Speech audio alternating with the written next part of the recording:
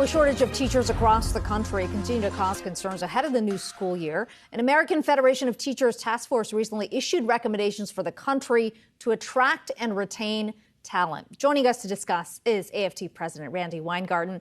Randi, always good to have you on the show. We have heard stories from all over the country about the shortage of teachers, what that means for back to school, and really a network being created so teachers can alert each other to those who are moving so that they know right away when another teacher is coming in. I mean, talk to me about what this means for planning for the upcoming school year and how this affects it. Well, you have a perfect storm going on right now. And we have been warning about this for a long time. It's, that's why we had this big teacher shortage report that we adopted this summer, chock full of ways of how to solve. But what you have is you have higher number of retirements this year, which everyone predicted because it was a really, really hard year. You have fewer people going into the profession.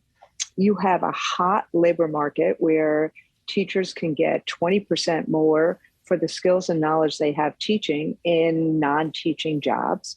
You have all of the pandemic stress and strain, particularly that kids are coming in with greater needs because of 2 years of disruption. And, not only have the conditions not really changed, but, school districts and the federal government and others just, pretend as if there was no pandemic. And then you have all of the politics, the culture wars, the shaming and blaming, the banning of books, the censoring of curriculum. Mm-hmm. So, teachers are, they wonder, and I'll give you an example. So many teachers said to me, if a kid asked them a question after the Buffalo mass shooting, if they were in Florida or Texas, they didn't know whether they could answer the question that the shooter was a white supremacist because of the new rules that had passed. So you add all of that together and you have a perfect storm. It was foreseeable and it is fixable, but we have to actually have the will to fix it. Yeah, Randi, it's Brian Cheung here.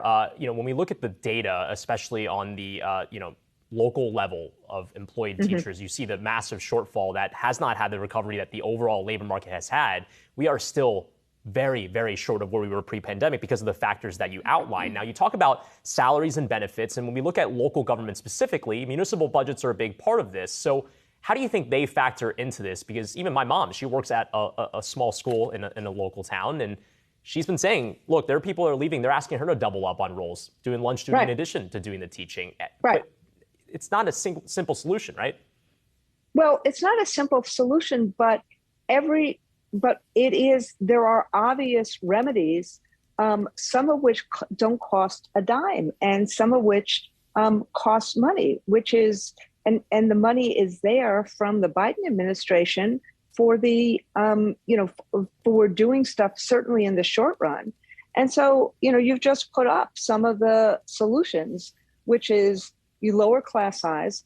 That's one of the ways that you meet the needs of kids, particularly post-pandemic, if we want to accelerate learning.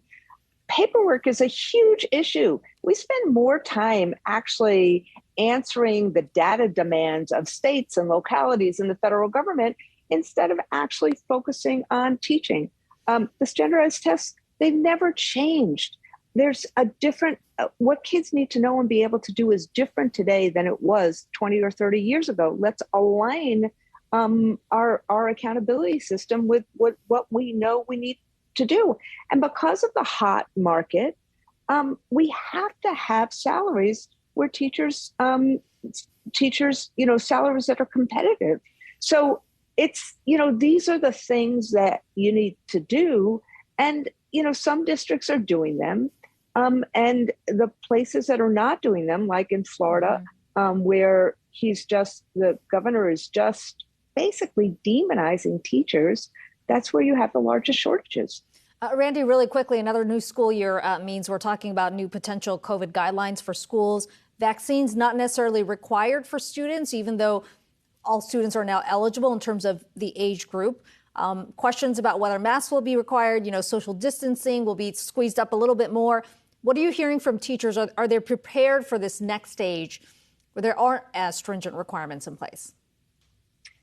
Look, we're big believers that this is not a year to impose additional mandates.